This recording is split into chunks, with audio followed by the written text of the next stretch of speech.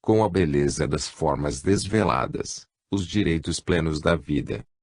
Depois vem as Tansi, as Loge, as Madonas, a ressurreição de Rafael. Tentou o grande pintor infundir a graça e beleza pagãs na idealidade do cristianismo. E aí tendes esse mundo de visões teológicas de carnações formosas, realizadas com um poder genial de execução, mas tão fantásticas e reais, umas vezes, que são de uma beleza fria, outras tão reais e humanas, que inspiram apenas voluptuosidade pagã.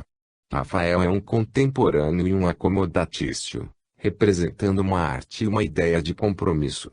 Só Michelangelo tem um grito profundo de alma religiosa. O sombrio e rude irmão de Dante e Savonarola, que amou Vittoria Colonna numa idealização platônica, sempre arredio, casto, sóbrio e revoltado, fala em nome dos puros e dos iluminados. A sua voz clama e esbraveja pelas figuras gigantescas do Velho Testamento. Os afrescos da Capela Sistina são o único protesto que os homens puderam gravar sobre o grande sarcófago do profeta vencido. Desde as cenas até os atores, o gênio de Michelangelo increpa e ameaça surdamente a sua época e os seus contemporâneos. Pintando o Gênesis e o juízo final, clama a necessidade de voltar às origens, ameaça os homens com a visão dos castigos eternos, refugia-se nos extremos do tempo, como uma reprovação àqueles em que vivia. E criando uma raça nunca vista de profetas e sibilas, de gênios e titãs, irosos, pensativos, embotados, dando origem, pelo poder do gênio, a uma nova espécie super-humana, implicitamente condena o seu mísero e degradado semelhante. Se ele escolhe, para motivos de arte, a formação do mundo, a criação do homem e da mulher, a expulsão do paraíso, a embriaguez de Noé e o dilúvio, é para viver nos profundos símbolos do Gênesis as verdades primaciais e eternas, aborrido pela mentira soberana que o assalta, pela deformação consciente do que há de mais belo no cristianismo. E, se rodeia depois aquelas cenas de um círculo arrebatado de pitonisas, videntes e cariátides, corpos de gigantes acometidos de cóleras, frontes alumiadas pela visão do futuro, faces sombrias, cheias de mágoa e pensamentos, foi para as fazer esquecer e delirar com a sua dor e indignação. O próprio Cristo do juízo final é um moço herói, no imberbe. Hércules irado que, num gesto sacudido, condena e precipita os maus e os ímpios. Eis a alegoria do passado, a do presente e a do futuro. À volta do imenso sepulcro, lavrando as paredes de uma funerária, os deuses sorriem as claras nas estátuas da antiguidade, ou as ocultas no mundo de beldades angélicas e bailarinos dolentes e elegantes em que Rafael os disfarçou. Só ali a velha raça semítica, ardorosa e trágica, chora a sorte do mais puro dos seus filhos e parece anunciar ainda na alucinação dos profetas para algum tempo remoto a vinda de outro iluminado, capaz de abalar com a ideia novos alicerces do velho mundo. É a única voz de acento bíblico que ressoa no imenso aglomerado dos palácios. E essa pela boca das imagens e das tintas para os poucos capazes de a entender. Relíquias cristãs propriamente ditas, dentro do Vaticano, existem apenas os restos dos objetos votivos, emblemas, alfaias e adornos encontrados nas catatumbas. Mas, pormenor eloquente, o pequeno museu que os guarda é uma dependência quase ignorada da biblioteca, onde se colecionam junto aos velhos papiros, como coisas somente adequadas às escavações dos eruditos. E lá no extremo, ao fundo das galerias, no último lanço dos palácios, sobranceiros à basílica, são os aposentos do pontífice. Das suas janelas vê a praça e vê o templo. Não sai dali. Última sentinela romana de guarda ao sepulcro, desde que lhe coube a hora de vigia, não mais abandone o posto, até que outro venha render enfim. É certo que eles empalharam o cadáver e lhe puseram desta vez uma tampa mais pesada que nunca. Deixá-lo. Revezam-se toda a vida naquele alerta. Não vai lhe ressuscitar segunda vez. mas já ressuscitou.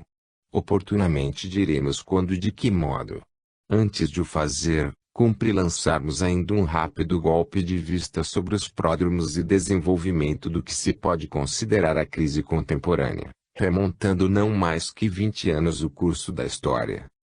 Nas vésperas de instalar a grande conflagração, quando as nações europeias vergavam sob peso de formidáveis contribuições para manter os gastos da paz armada, isto é, um gigantesco preparo bélico que devorava as economias dos povos, esmagando-os, havia não obstante, ou por isso mesmo, um anseio geral pela paz, e não foram poucas as vozes generosas que se elevaram, espécie de pressentimento do que seria a tremenda catástrofe em preparativo, clamando por uma conciliação, de que a mais alta expressão organizada, no ponto de vista das relações internacionais, foi o Tribunal de Haia.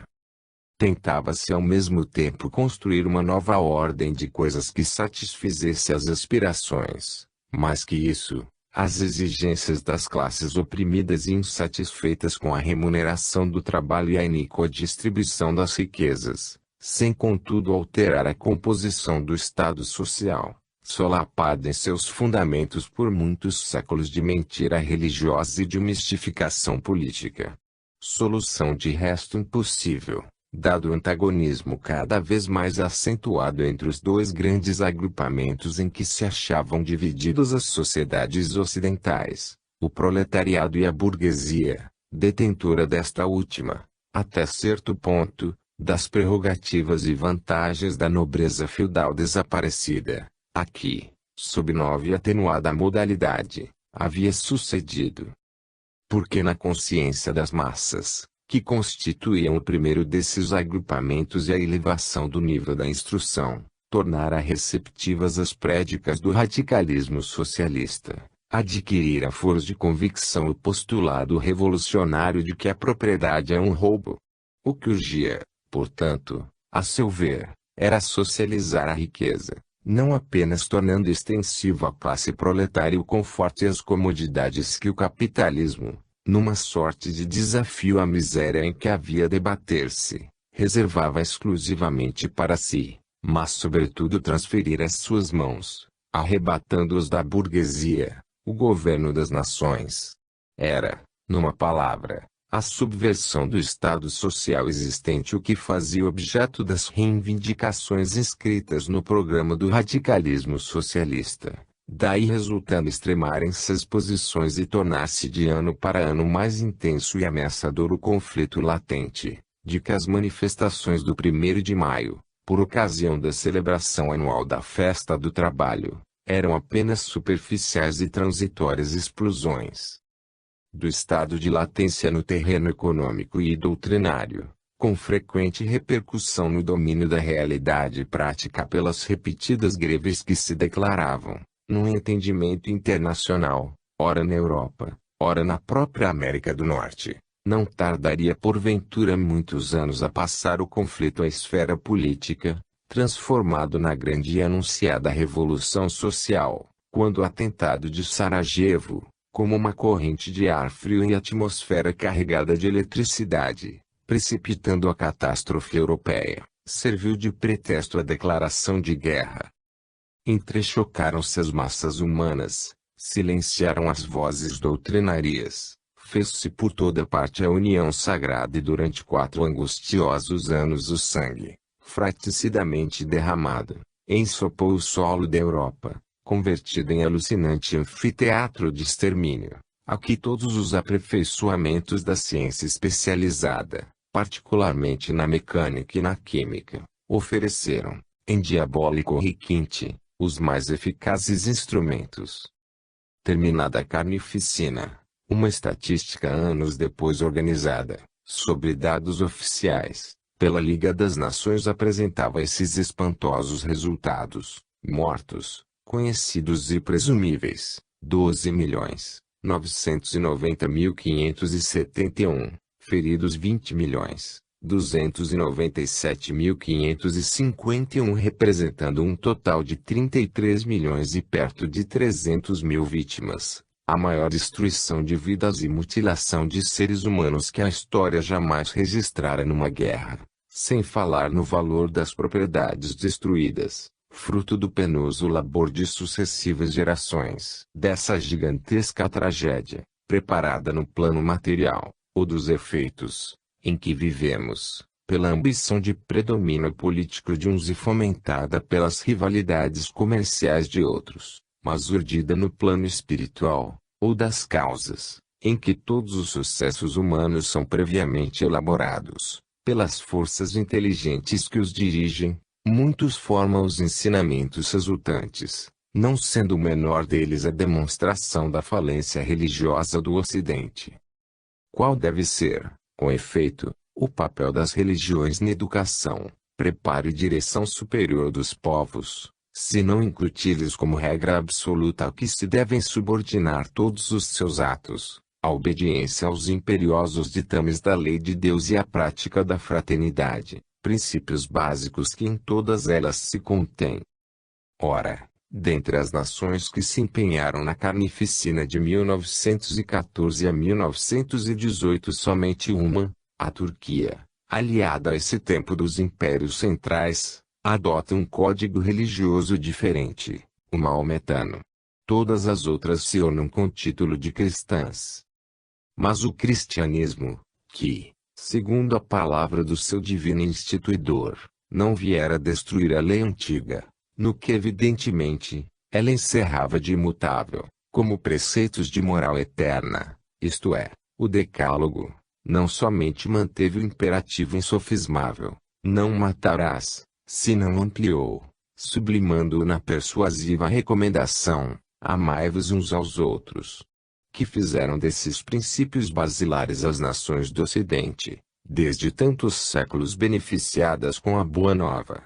É verdade que não foi apenas a deflagração dessa última guerra e em todas as fases do seu desenvolvimento foram brutalmente desrespeitados, excetuadas as gerações cristãs dos 3 primeiros séculos, essas legitimamente portadoras de excelsa denominação, que se deixavam heroica e voluntariamente matar, reproduzindo, para o triunfo, a que serviam, do seu altíssimo ideal, o sacrifício do Cordeiro. Não cessaram os povos do Ocidente de praticar o morticínio organizado, em guerras de conquista, sob a direção de príncipes que se intitulavam cristãos e até, como tivemos precedentemente ocasião de assinalar, por instigação, quando não por iniciativa pessoal de papas, divorciados de sua função puramente espiritual e das preocupações, que deveriam ser exclusivas, de seu ministério sagrado.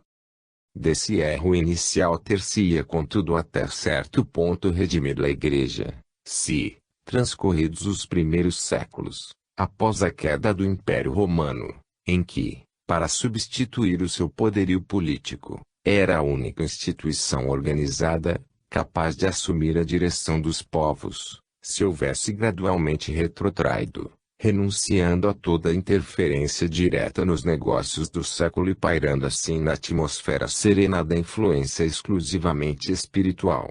O contrário, porém, foi o que temos visto. Obsidiada pela tentação do poderio mundano, causa, entretanto, da ruína moral e do crescente desprestígio que a vem debilitando, não cessou a Igreja de obstinar-se na posse de um reino, que jamais deveria pretender ter na terra, para ser fiel à palavra e ao plano traçado pelo Mestre para a fundação da verdadeira Igreja cristã. Obliterado, em tais condições, cumpre insistir, o senso de sua missão, rebelde às próprias lições da história, que lhe mostraram, logo em seguida a perda completa do poder temporal e durante o longo e tranquilo pontificado de Leão XIII, o verdadeiro apóstolo, diplomata e humanista, qual o rumo a seguir, pelo menos daí em diante, para reconquistar a estima e o respeito, que viessem de futuro a reintegrá-la em sua função legítima, não soube ou não pôde a Igreja de Roma permanecer na obediência a essa diretriz, que a experiência lhe indicava. O resultado foi continuar meramente convencional, de fato inexistente, a autoridade do pretendido chefe espiritual da cristandade. Exageramos. A primeira condição para um chefe que melhor caracteriza sua supremacia é ser obedecido. Qual foi, entretanto, nesse caso da conflagração europeia, a ação do pontífice romano? Fosse ele depositário realmente da suprema autoridade sobre os povos e sobre os dirigentes dos povos, e a sua palavra serena e pacificadora, dominando o tumulto das paixões desencadeadas, teria sido filialmente obedecida e a catástrofe seria conjurada. Como, porém, fulminar de reprovação a guerra e impor aos homens a paz, o chefe de uma igreja que, em toda a sua história, não se limitam a envolver-se nas contendas do século, disputando a sua parte, que pretendeu fosse a maior, no poderio mundano, mas fizera tantas vezes ela própria a guerra, maculando-se de sangue. Quando o anticristo induziu os apóstatas da doutrina do Cristo, rotulados de seus legítimos depositários e representantes, a enveredar por esse funesto resvaladouro, bem sabia até que ponto os invalidava para a obra de paz e de confraternidade humana, em que devera consistir primordialmente o seu apostolado. E, se resultou nula a intervenção pessoal do pontífice romano para evitar a conflagração e até mesmo, posteriormente, para mitigar-lhe os horrores, a ação do clero de todas as nações nela envolvidas não foi, no mesmo sentido, somente negativa. Viram-se, com efeito, os sacerdotes, de um e outro lado, desprezar a divindade não o restabelecimento da paz sem efusão de sangue, mas a vitória para as armas e as bandeiras sob que, respectivamente, se alistavam. Mas ainda, nos campos de batalha não se limitou a ação desses ministros do altar a levar o conforto religioso aos moribundos e feridos, muitos deles, incorporados às fileiras como simples combatentes, empunharam as mesmas armas homicidas aos seus concidadãos, tomando ativa parte da peleja, distinguindo-se por atos de bravura e até procurando, como sucedeu com o clero da França, inintencionalmente, é de crer, nos impulsos individuais, mas com indubitável aplauso do partido político romano, reconquistar o apreço de que lhe decaíra a Igreja nos anos precedentes, depois da revogação da Concordata. Teriam do mesmo modo, esta consideração lhes não ocorreu de certo, feito jus à aprovação daquele em cujo nome se haviam comprometido a apacentar os homens, não empunhando mortíferos fuzis, mas a cruz da redenção. Há um outro fato, verificado durante a Grande Guerra, não menos demonstrativo da falência religiosa do Ocidente que o cronista internacional de importante diário assinalava, há alguns anos, apreciando a diminuição moral das nações europeias no conceito dos povos orientais. O mundo islâmico, dizia ele, perdeu completamente o respeito pela moral e pela civilização do cristianismo. Os muçulmanos viram que, enquanto todos os beligerantes cristãos violavam os compromissos assinados poucos anos antes na Conferência de Haia e, não raro, cometeram atrocidades, a única potência que observou os tratados e cumpriu as estipulações das convenções internacionais, que soube amenizar os horrores da luta, sendo compassiva para com seus prisioneiros e dispensando aos oficiais inimigos, que lhe caíram nas mãos, as considerações devidas à sua posição, foi uma nação maometana, a Turquia.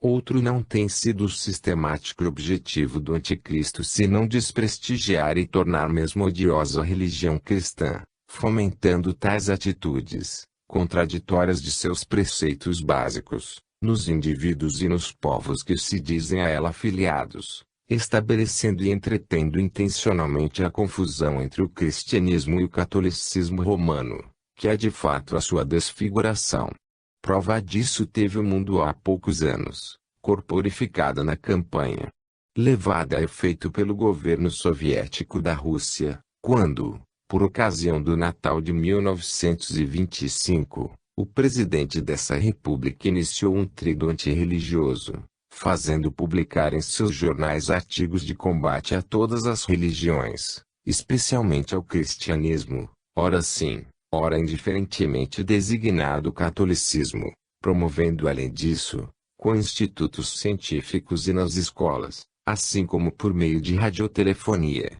conferências apologéticas do ateísmo e atacando rudemente o catolicismo. Não foi sem doloroso confrangimento que num diário desta capital lemos, a esse tempo, o telegrama do seu correspondente em Moscou, que tal noticiava acrescentando que, além da publicação de artigos violentos, no Pravda e no Investa em que eram ridicularizadas as cerimônias do culto cristão que se celebra por ocasião da Natividade de Jesus Cristo, o presidente Rikoff lança um manifesto ao povo, atribuindo ao cristianismo notice bem, ao cristianismo, os grandes males dos tempos atuais, pois acentuava, dele nasceu o capitalismo, a plutocracia, a divisão dos povos em oprimidos e opressores. Dolorosa, com efeito, essa caluniosa e deplorável confusão, para quem sabe, como assinalamos num dos primeiros capítulos, que os primitivos cristãos, observando fielmente os preceitos do Mestre, praticavam singelamente o comunismo, o verdadeiro comunismo, fraternista e igualitário, fundado no amor e não em odiosos antagonismos de classes, e que as deturpações, que desfiguraram a doutrina e perverteram os costumes, vieram posteriormente pela mão dos infiéis depositários, vítimas das malévolas e subjugadoras insinuações do anticristo. Com que júbilo teria este observado, se não ainda sugerido, que os ignorantes da história evangélica, obnubilados pelo sectarismo político, atribuíam a doutrina daquele que viera libertar os homens, sem distinção de classes, nem raças ou nacionalidades, de todas as opressões morais, sociais e espirituais, atribuíam, dizemos, os males que, 19 séculos depois, ainda afligem esses mesmos homens e os tornam infelizes, precisamente por haverem menosprezado seus ensinamentos. Júbilo diabolicamente vitorioso do responsável autor dessa obra transitoriamente aniquiladora. Transitoriamente, sim, porque o mundo, em meio dos formidáveis desmoronamentos a que, de 16 anos para cá, vimos assistindo, característicos da determinação de um ciclo evolutivo e histórico, está sendo preparado para um fecundo e definitivo renascimento espiritual, que só pode e só há de operar-se, consoante vozes proféticas o têm anunciado, com a eloquente confirmação dos fatos de que mais adiante falaremos, pela restauração da doutrina de Jesus em espírito e verdade. Sente-se, com efeito, ou melhor, sentia-se na fase precedente a que temos reportado, um anseio, de ano para ano acentuado, pelo advento de uma nova era. Ao mesmo tempo em que as almas generosas, a que aludimos há pouco, tornaram-se eco das aspirações gerais, multiplicavam esforços na cogitação de medidas convergentes para a conservação da paz universal. Nos círculos espiritualistas ganhava corpo a ideia de uma próxima renovação. Estimulava-se, mediante o estudo comparativo de religiões, a tendência conciliadora no sentido de uma unificação religiosa, para a qual, esperava-se, contribuiria, mais que a simples divulgação, a propaganda intensa das doutrinas orientais, com o objetivo de uma aproximação preparatória. Anunciava-se a segunda vinda do Cristo, empenhando-se os fundadores da Ordem de Estrela do Oriente em preconizar a sua manifestação por um veículo adequado, um moço indiano, que estava sendo adiestrado para essa mística investidura, tendo, por seu lado, um eloquente orador e sacerdote católico, o padre Júlio Maria, realizada aqui no Rio uma série de conferências sobre o assunto de atualidade, que era aquele próximo advento, e o fim do mundo, tomando por tema impressionantes passagens do Apocalipse. Quaisquer que fossem os intuitos particularistas, os motivos tendenciosos ou as origens ocultas, de vária natureza, a que o movimento se prendia, certo é que, como um sinal dos tempos, acentuava-se desse modo a rumorosa expectativa da Era Nova, que viesse mudar a face do mundo e por termos iniquidades pluriseculares, que o tem felicitado. Mas sobreveio a grande conflagração, com os seus gigantescos esboroamentos, o colapso vital e financeiro das nações nela empenhadas e a considerável modificação do mapa político da Europa, desviando, por força do imediatismo dos problemas postos em equação, a atenção de tudo o que não fosse a reparação dos calamitosos efeitos da catástrofe. A partir daí um precipitar de sucessivas crises não tem cessado de abalar os fundamentos da velha ordem político-social em povos. A implantação do regime soviético na Rússia, cuja influência contagiosa não pretendeu atingir somente a remota China, tentando propagar ao Oriente, mediante repetidas guerras civis, a mesma violenta subversão dos valores humanos que inclui no seu programa de governo, mas tem procurado insinuar-se no Ocidente, com idêntico objetivo, a tentativa republicana posta em prática na Alemanha, como um derivativo à formidável desorganização causada pela guerra, cujo desfecho acelerou a transformação da mentalidade otomana, expressa no banimento de algumas das tradições, usos e costumes nacionais, como um índice de adaptação às tendências renovadoras de que a grande conflagração foi, por excelência, a geratriz. Esses e outros vertiginosos sucessos, mais tarde seguidos de outros, como a recente desobediência civil na Índia, em que o Mahatma Gandhi, interrompendo momentaneamente a sua função de líder religioso, se tem convertido em agitador político, para promover a emancipação de sua pátria e de sua raça do secular domínio britânico, de tal modo tem absorvido as atividades no velho mundo, asiático e europeu, como uma necessidade imediata e preparatória de outros sucessos de mais elevada significação e importância, que o problema da renovação espiritualista teve que ser, forçosa e temporariamente, posto de lado,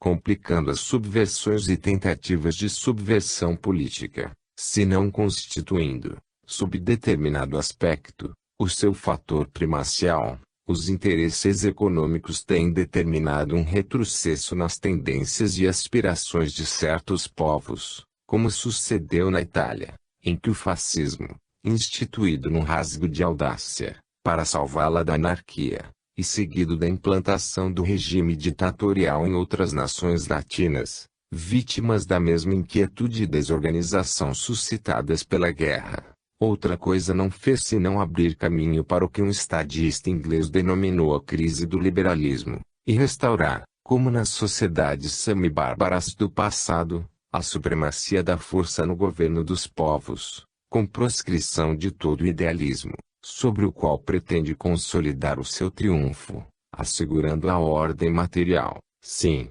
mas cometendo o grave erro de fazer consistir no bem-estar dessa natureza, de resto só transitoriamente conseguido, o supremo objetivo da nacionalidade a cujos destinos vem presidindo.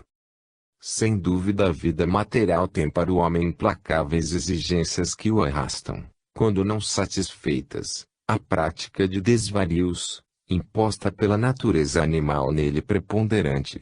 E é por isso que a generalização, verdadeiramente mundial, da crise econômica nos últimos recentes anos, gerada pela superprodução avolumando de modo assustador o exército internacional do sem-trabalho, vem constituindo a absorvente e, por assim dizer, exclusiva preocupação dos estadistas de todas as latitudes, obrigados a procurar-lhe urgente solução, antes que as graves e ameaçadoras perturbações, que traz no bojo, se convertam em realidade. Quando, pois, o instinto de conservação, imperioso no indivíduo como nos conglomerados humanos, formula por tantos rugidos surdos as suas exigências, perder-se-iam no vácuo as vozes que falam de espiritualidade.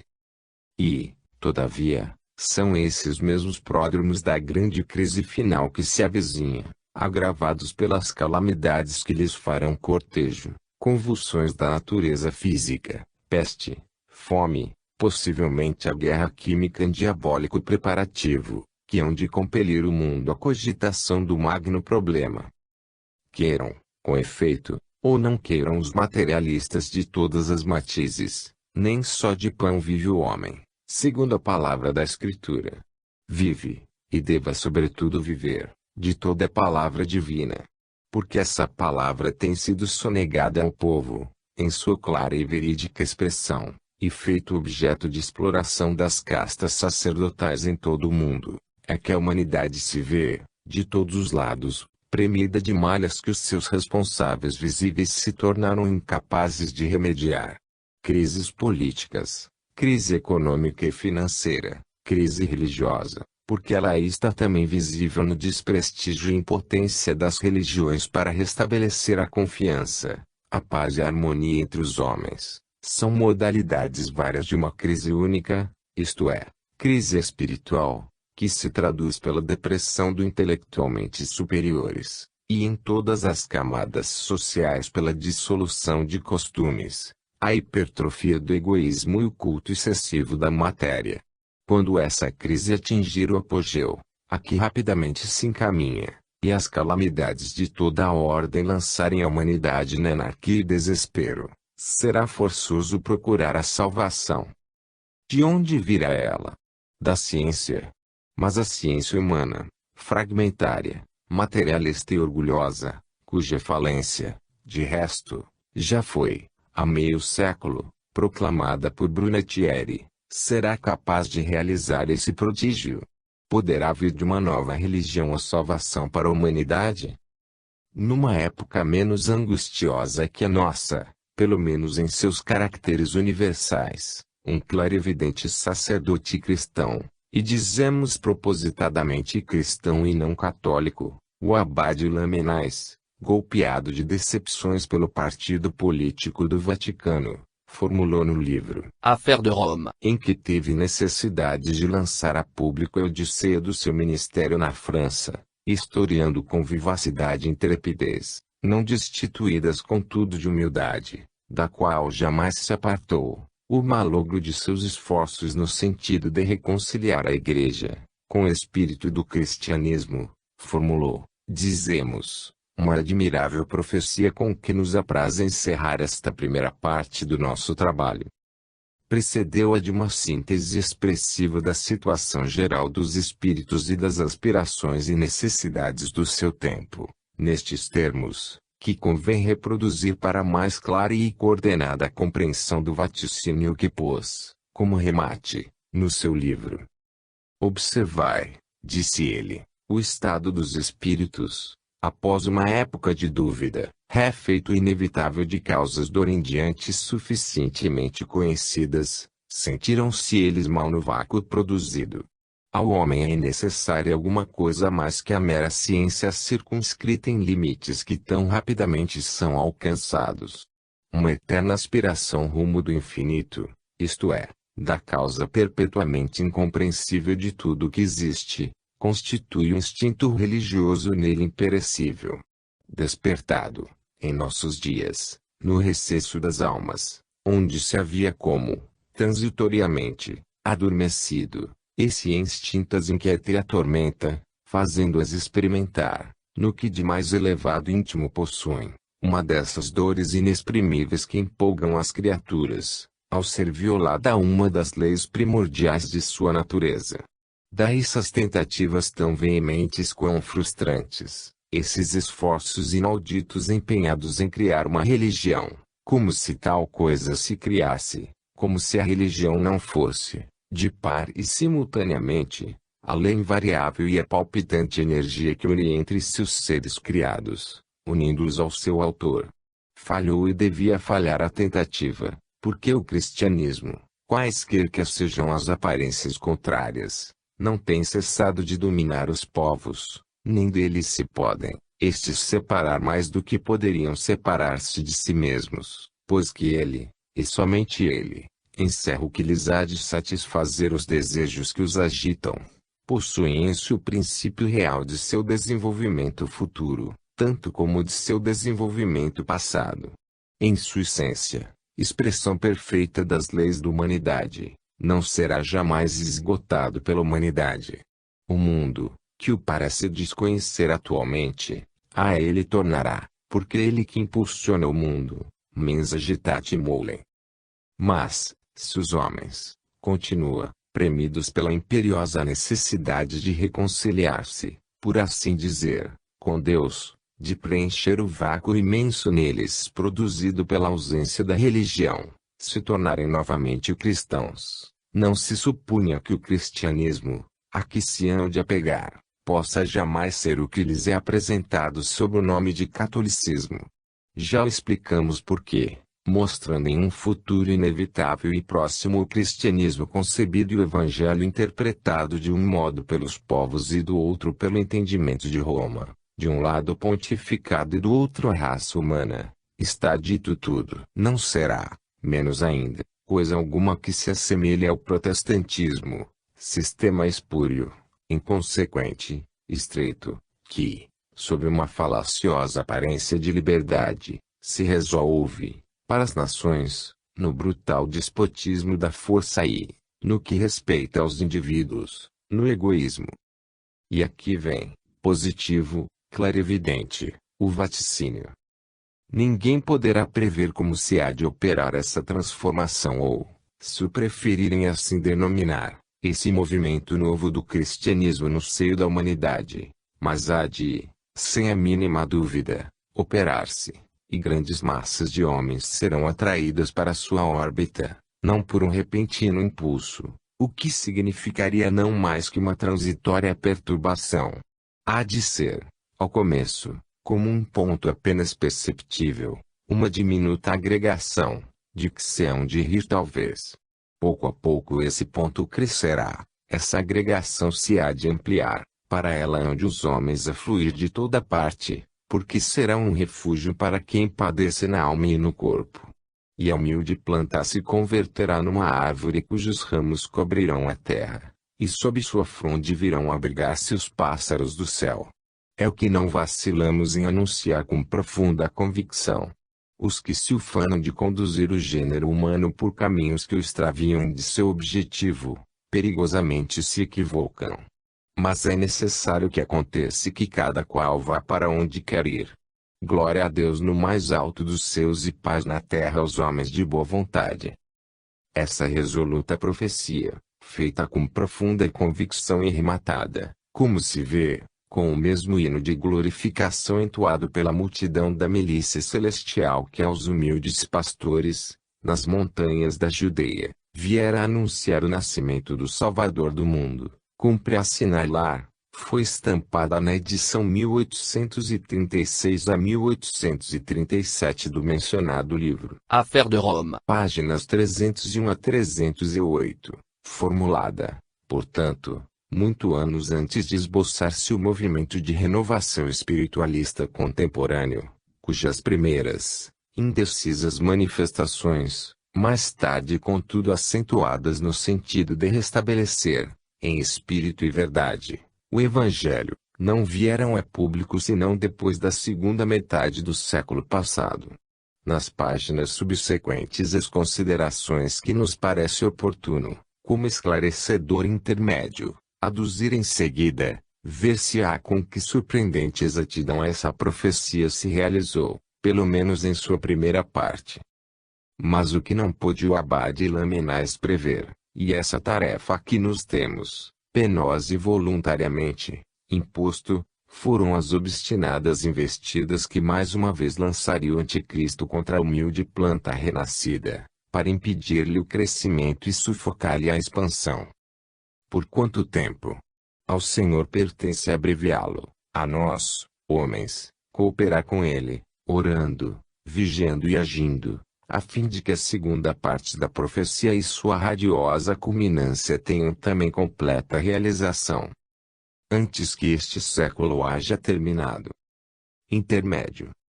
Considerações sobre o Anticristo. É tempo de explicar, não de certo com a amplitude que o tema, a nosso ver, comporta, mas que permite a escassez de nossos conhecimentos, o que entendemos por essa expressão, o Anticristo. Empregada, como temos feito, no sentido de uma entidade pessoal, agindo em oposição, deliberada e sistematicamente, ao plano evolutivo traçado por Deus à humanidade, sob a suprema direção do Cristo, a sua significação poderá ser ampliada, uma vez tomadas em consideração a variedade, a constância, a pertinácia, a universalidade mesmo, por assim dizer, da influência que sobre as ações humanas vem, através dos séculos, exercendo como força inteligente e volitiva.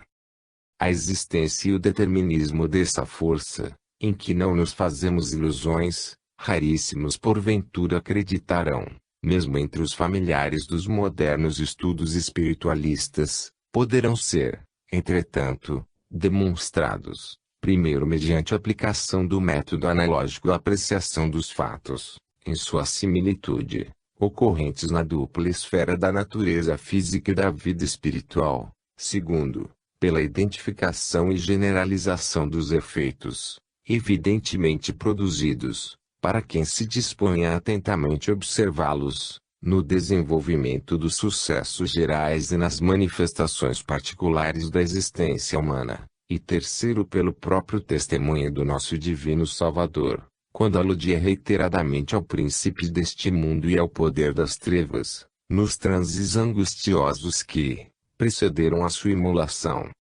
Poderíamos invocar, por último, os depoimentos de escritores que se têm ocupado com o assunto, se esta fosse, a tal propósito, uma obra de compilação e, sobretudo e antes de tudo, se houvéssemos lido um sequer dos seus trabalhos, de que, porém, não temos outro conhecimento além de referências e menções em notícias bibliográficas. O presente estudo é sim uma contribuição exclusivamente pessoal, fundada na observação e análise dos fatos à luz dos conhecimentos adquiridos na doutrina espírita, que temos a felicidade de professar, há 40 anos. Para levá-la a feliz termo, confiamos na proteção e assistência inspiradora dos nossos maiores do plano espiritual, a que devemos, e grato nos é render-lhes testemunho, o ter conseguido trazê-la até aqui, vencendo-o, mais propriamente, contornando os variados e formidáveis obstáculos, como é natural, opostos à sua prossecução por essas mesmas forças adversas e, na aparência, quase onipotentes, cuja existência com esse caráter estivemos, por nossa parte, longe de suspeitar durante, seguramente, os primeiros 20 anos de nossa iniciação espírita. Isto posto, comecemos a demonstração. Se o estudo do universo, consoante os dados que nos são fornecidos pela química, a física e a astronomia, mercê principalmente, quanto a essa última, da admirável que é a análise espectral, nos revela a unidade da substância de que é constituído, o conhecimento das relações entre os seus componentes patenteia a unidade da lei a que estão subordinados, em meio da imensa variedade de seus respectivos movimentos. Entre estes baste-nos, para os fins de nossa demonstração, considerar inicialmente a atração e a repulsão. Limitemos, por outro lado, a análise ao sistema planetário de que faz parte a nossa Terra, excessivo que seria, para tão modesto objetivo, dada a exiguidade dos elementos de que dispomos, considerar as relações não, certamente, do universo total, que ao homem permanecerá sempre incognoscível, mas da sua mesma fração, representada ao que se considera o universo visível, isto é, os 100 milhões de estrelas, ou de sóis, em que é calculada, cada um constituído centro de um sistema planetário semelhante ao nosso. Se não é demasiado arrojo, nesses termos, a generalização. Recordemos, pois, que é em virtude da atração exercida pelo Sol sobre os 8 planetas que lhe formam o cortejo, que estes se lhe conservam obedientes, girando em suas órbitas inflexíveis, mas acrescentemos logo que, se fosse essa atrativa, a única força dominante, sem contraste, o resultado seria precipitarem-se todos os corpos de sistemas no fulgurante centro que os arrasta, rumo da constelação de Hércules. O equilíbrio só se mantém, moderando o centripetismo que os impele, graças ao poder centrífugo de que é dotado cada um. Da convergência, portanto, dessas duas forças, centrípeta e centrífuga, admiravelmente proporcionadas às massas, distâncias, volume, densidade, etc., pelo Supremo Autor de todas as maravilhas que nos deslumbram, na contemplação do cosmos, é que resultam a ordem e a impecável harmonia nos movimentos dos corpos siderais. Impulso e resistência, dinâmica e estática, atração e repulsão não são, de resto, mais que expressões da lei de ritmo, ou de alternação, que rege os fenômenos da natureza física e tem o seu equivalente na ordem moral. Na ordem moral, sim. Que são, com efeito, a dor e o prazer, a tristeza e a alegria, o amor e o ódio senão contrastes necessários e educativos do ser, no processo de sua evolução indefinida. Assim também na ordem espiritual. Antes, porém, de prosseguirmos, enunciando seu paralelismo e uma vez que aludimos à unidade da lei que preside aos fenômenos da natureza física, recordemos que os átomos, em suas vibrações, de rapidez vertiginosa, descrevem os mesmos movimentos de rotação e translação que os planetas em torno do seu centro. Na ordem espiritual, reatemos o fio, a um poder supremo, eterno e imutável, de quem procede a vida, incessante manifestação dinâmica do amor, que é, e sentimos que não pode deixar de ser, o seu atributo por excelência. Ora, quem diz amor, diz atração. Todos os seres criados, do mais rudimentar ao mais perfeito, são atraídos por uma força misteriosa e irresistível, tanto melhor percebida quanto mais adiantados se encontrem na escala evolutiva, para o divino foco, infinito, universal e insondável, de que procedem, cujo centro está em toda parte e cuja periferia em parte alguma, e que lhes traçou como destino gravitarem para ele eternamente, crescendo em inteligência e sentimento, sem jamais se confundirem com o absoluto, que ele é, sempre a ele aspirando, sempre dele se aproximando, sem nunca, todavia, o atingirem. Porque ao relativo e contingente há de sempre caber em partilha a consciência de sua relatividade e contingência, a sua distinção, em suma, e subordinação relativamente ao absoluto. O Cristo, que em sua intemerata pureza já havia alcançado a máxima perfeição que o autorizava a proclamar eu e o Pai somos um, acrescentava, não obstante, o Pai é maior do que eu. Pois bem, de um modo se opera essa atração das criaturas para o Criador, obedecendo única, passiva e exclusivamente à força espiritual centrípeta que as arrasta para ele.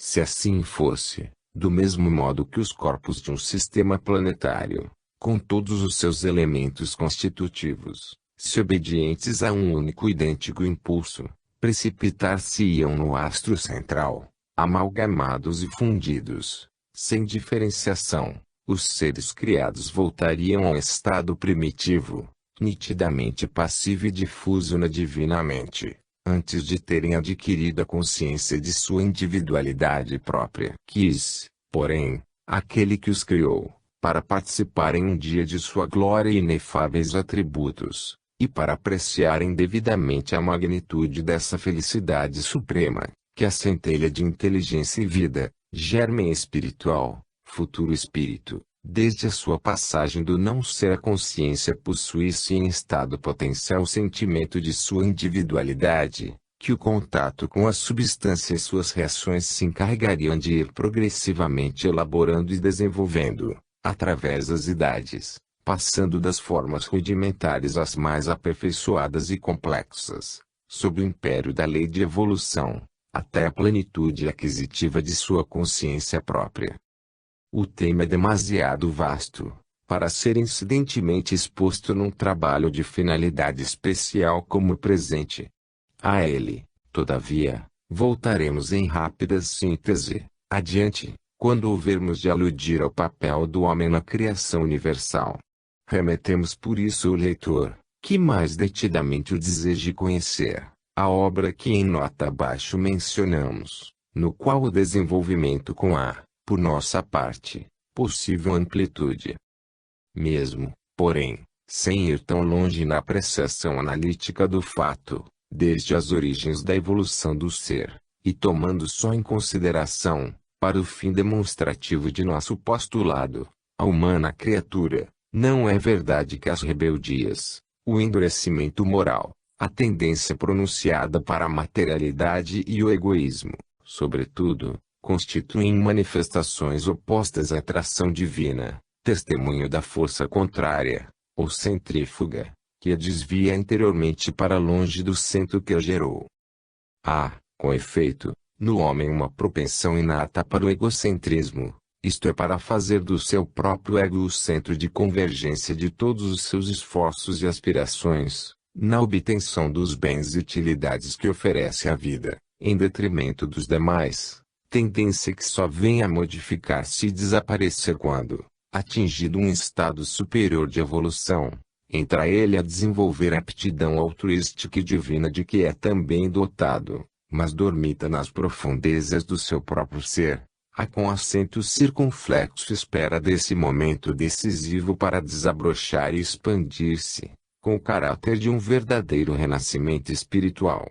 Daí por diante, sobretudo se para essa magnífica transfiguração interior, que o trabalho dos séculos veio preparando, ele se tornou um iniciado, aurindo na fonte puríssima do Evangelho a palavra de vida eterna e de renovação, estará o homem apto a atingir rapidamente a culminância evolutiva que se caracteriza na renúncia, e poderá então dizer com Paulo, o iluminador, já não sou eu que vive, mas o Cristo é quem vive em mim. Obtido esse triunfo, cessaram nele os conflitos entre o duplo arrastamento a que vinha alternativamente obedecendo em sua tantas vezes milenária evolução, para baixo, isto é, para a afirmação egoística de sua individualidade pessoal, e para cima, quer dizer, para o absoluto e eterno, em cujo sentido passará, incessantemente, a gravitar, sem relutâncias nem desvios. Porque no homem, insistamos, redução e imagem microscópica do universo, residem simultaneamente as duas forças, ou princípios, em conflito ao começo latente e, mais tarde, consciente e acentuado e que só vem a cessar, mudando da natureza, quando atingida aquela culminância, o princípio de separatividade, que foi o impulso inicial de sua projeção no turbilhão da vida, e o princípio de união ou de integração no absoluto, sem perda contudo da individualidade consciente, e nisso consiste sempre, se não propriamente um antagonismo, pelo menos uma distinção, necessária ao equilíbrio e polarização de forças na economia divina, como ficou há pouco assinalado no exemplo e testemunho do nosso Divino Salvador. Mas o homem não é um ser autônomo e isolado no concerto das forças espirituais que atuam no universo, padece, ao contrário, as mais variadas influências, oriundas dessas mesmas forças, com as quais instintivamente colabora para os fins de equilíbrio e harmonia que se acha subordinado o mecanismo geral da criação. Por outro lado, o Criador, cuja essência e natureza não pode o homem da terra penetrar, mas de quem podemos, na indigência de nossa mesquinha linguagem e na falta de mais adequada expressão, afirmar, ainda com o iluminado Paulo, que é espírito, espírito de absoluta pureza, de sabedoria perfeita, de poder infinito e de infinito amor, não opera diretamente sobre a criação, em seus vastíssimos graus de subalternidade. Ação direta, seja-nos tolerada a liberdade da concepção, exercerá sobre os espíritos puros, isto é, que atingiram o nível de pureza e perfeição que os torna, como o Cristo, imediatamente receptivos às manifestações do pensamento, da vontade e do amor divinos. São esses os veículos por que se comunica, em escala descendente, com os demais seres, agindo simultaneamente, mediante suas leis, sobre toda a criação. Se é necessário um símile para tornar mais claro nosso pensamento, tornando, ao mesmo tempo, admissível nosso modo de entender a ação de Deus em relação à sua obra, acrescentemos que é o homem, por ele criado à sua imagem e semelhança, existindo elementos análogos aos de que é constituído o universo, o espírito, que o anima, não opera diretamente sobre os órgãos nem toma parte em suas funções inferiores, age por intermédio dos corpos sutis que o integram na personalidade humana, perispírito e corpo astral, que são o veículo e o instrumento de propagação de suas manifestações. O Cristo e, de um modo geral, os Cristos de todos os mundos, que dirigem a obra de evolução e de progresso que neles perpetuamente se efetua, são, pois, os transmissores imediatos, conscientes e ativos, das volições divinas.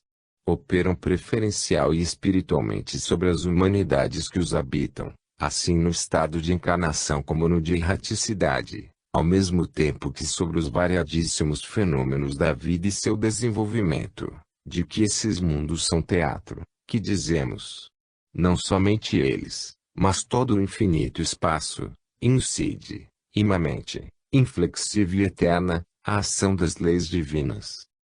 Ocioso será acrescentar, pois que está implicitamente compreendido nesta breve exposição, que entre os espíritos da suprema categoria, que indicamos, e as mais baixas regiões da criação se desdobra uma escala, por assim dizer, interminável de entidades da mesma natureza, igualmente ativas, cada uma, ou melhor, cada grupo realizando e desenvolvendo as aptidões vitais que em si contém, todos contribuindo, qualquer que seja a orientação a que obedeçam, para o equilíbrio e harmonia do conjunto. Acrescentemos, sim, e acabamos de incidentemente o indicar, que a ação desses espíritos, das mais variadas categorias, encarnados e desencarnados, não se efetua em sentido uniforme e ascensional, senão que, segundo as próprias tendências individuais e coletivas e, particularmente quanto aos encarnados, em virtude da pressão sobre eles exercida pelas insuspeitadas forças do invisível, obedeça às mais diversas diretrizes particulares, podendo estas contudo, em sua modalidade geral e para simplificação, ser classificadas nas duas grandes linhas, a do bem e do mal, tais como os entendemos. Os espíritos que se elevaram na escala evolutiva tendem, naturalmente, a obedecer à direção do Cristo, personificação viva do primeiro, nele plenamente realizado. E os outros?